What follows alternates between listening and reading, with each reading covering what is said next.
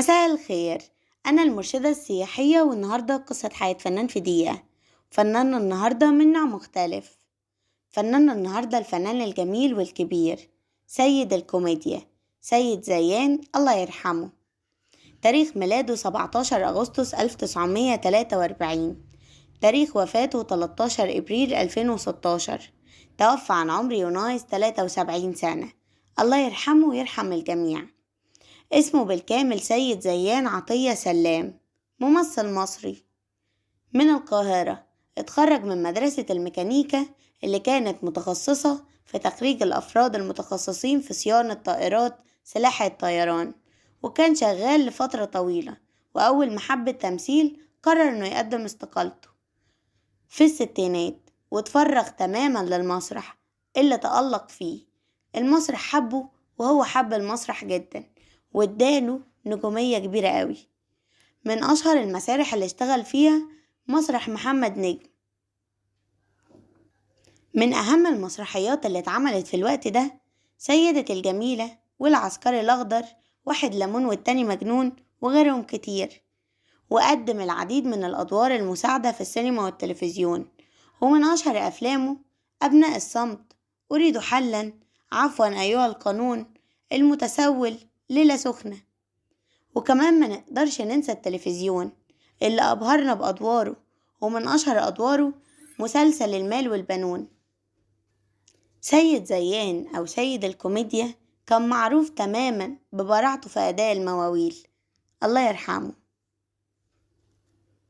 من الغرايب في مشواره الفني إنه كان البطل الأول ونجم الشباك لمسرحياته طوال الثمانينات والتسعينات، ولكنه لم يكن كذلك في السينما والتلفزيون، فكان بياخد الأدوار المساعدة والبعيدة تماما عن البطولة. بس كان ليه بصمة واضحة جدا، الناس كانت بتخرج من السينما بدوره هو.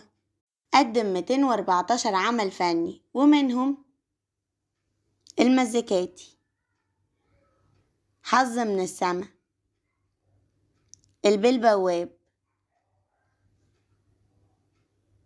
اللعيبة، وكسبنا القضية، احترس عصابة النساء، الخديعة، السكاكيني، الضائعة، الوزير جاي، دورية نص الليل، ناس هايصة وناس لايصة، السيد قشطة، القشاش، أنا، تل العقارب، شيطان من عسل، عفوا أيها القانون، الأشقياء، الثعلب والعنب، الطماعين، الفهلوي،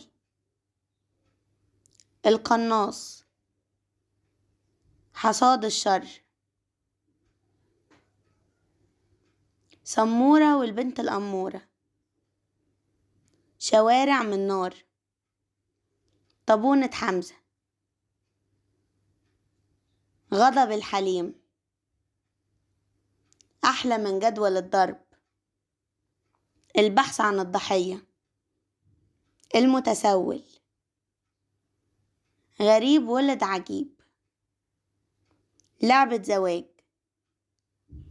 نهاية رجل تزوج، وداد الغزية.